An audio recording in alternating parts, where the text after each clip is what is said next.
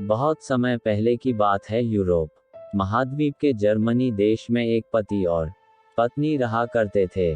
दोनों का एक दूसरे के सिवा और कोई नहीं था। विवाह के कई वर्षों उपरांत भी उनकी कोई संतान नहीं हुई। समय इसी प्रकार से गुजर रहा था कि अचानक एक दिन स्त्री को अपनी कोख में संतान की अनुभूति हुई और गर्भावस्था के दौरान उसको कुछ इस प्रकार महसूस हुआ कि उसको रेपंजेल नामक शाक खानी चाहिए। आसपास वह शाक कहीं भी उपलब्ध नहीं थी।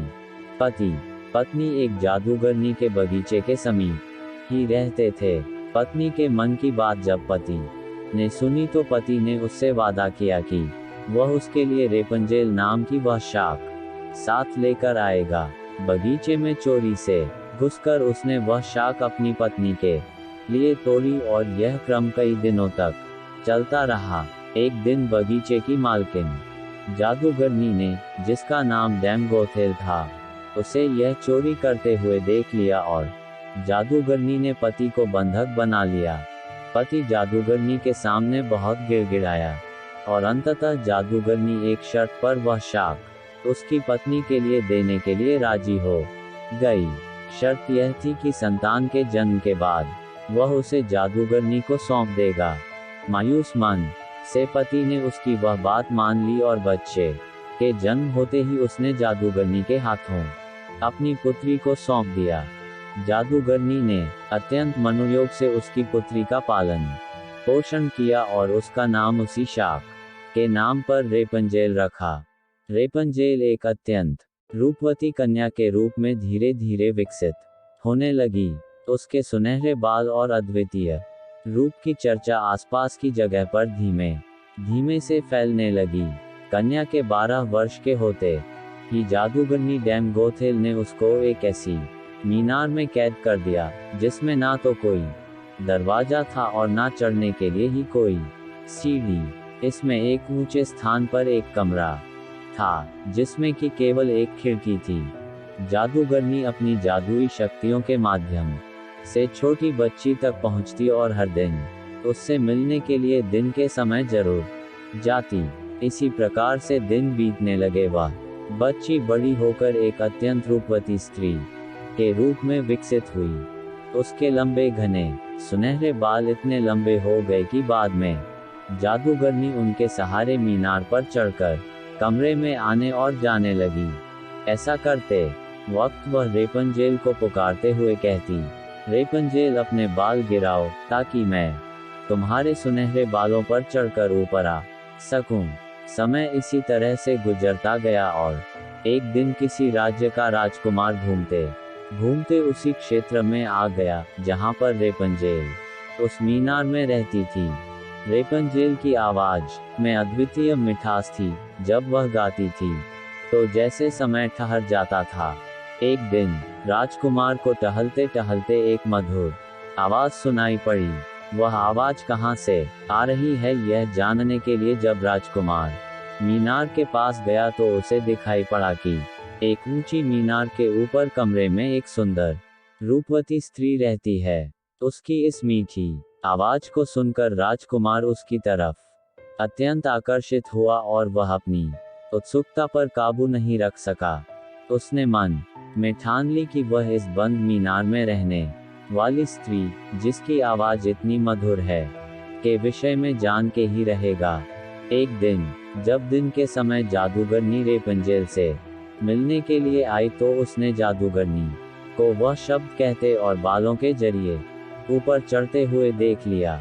राजकुमार ने इसी प्रकार जब रात के समय रेपंजेल को पुकारा तो उसने उसे आने के लिए मीनार के सहारे अपने बालों को लटका दिया। राजकुमार ऊपर जाकर रेपंजेल से मिला। रेपंजेल और राजकुमार एक दूसरे से प्रेम करने लगे थे।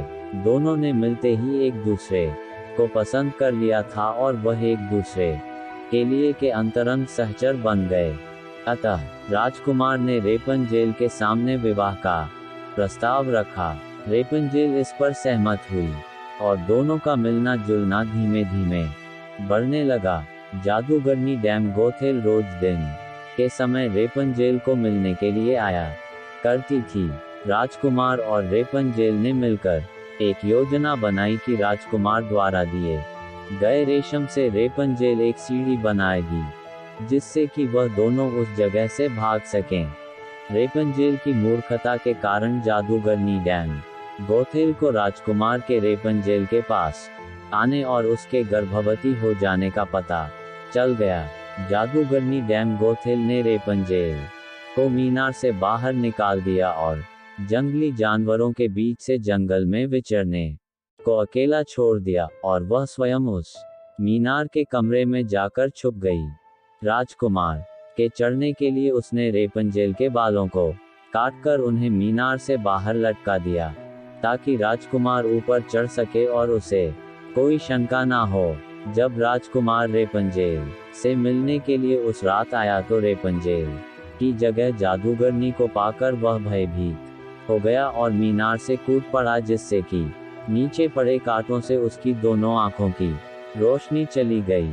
जब राजकुमार नीचे गिरने लगा, उसके हाथ में रेपंजेल के कटे हुए बाल आ गए और रेपंजेल की लंबी बालों की लट राजकुमार के साथ ही नीचे गिर गई। नीचे उतर पाने का कोई अन्य तरीका न होने के कारण जादूगरनी डैम गोथेल उस मीनार में फंस गई और अंततः मृत्यु को प्राप्त हुई। अपनी आंखों और अपनी प्रेमिका को खो देने के बाद राजकुमार निराश होकर अंधा होकर जगह जगह भटकने लगा। कई महीनों तक इस प्रकार भटकने के पश्चात वह उस क्षेत्र में जा पहुंचा जहां पर रेपंजेल बस चुकी थी। उधर रेपंजेल ने जुड़वा बच्चों को जन्म दिया, जिनमें एक बेटी और एक बेटा हुआ। इसी तरह कुछ समय तक एक दूसरे के विछोह में रहने के बाद अंततः दोनों उसी राज्य में एक स्थान पर मिले, और उनके मिलन से चमत्कार स्वरूप राजकुमार की दृष्टि वापस आ गई और रेपंजेल के लंबे सुनहरे बाल उसको वापस मिल गए, और दोनों हंसी खुशी अपना जीवन साथ में बिताने लगे। शिक्षा: इस कहानी से हमें यह शिक्षा मिलती है कि बुरे का अंत बुरा ही होता है, और विश्वास के सहारे एक दिन दुनिया में सब कुछ पाया जा सकता है। जिस तरह जादूगरनी गलत नियत से रेपंजेल को इतने साल कैद में रखती है, एक दिन उसे इसका दंड मिला और वह मारी गई। रेपंजेल ने बचपन से उम्मीद लगाई हुई थी कि उसे एक दिन कोई बचने आएगा, उसकी खुशहाली भरी जिंदगी होगी। एक दिन उसके इस विश्वास को भगवान ने पूरा कर दिया।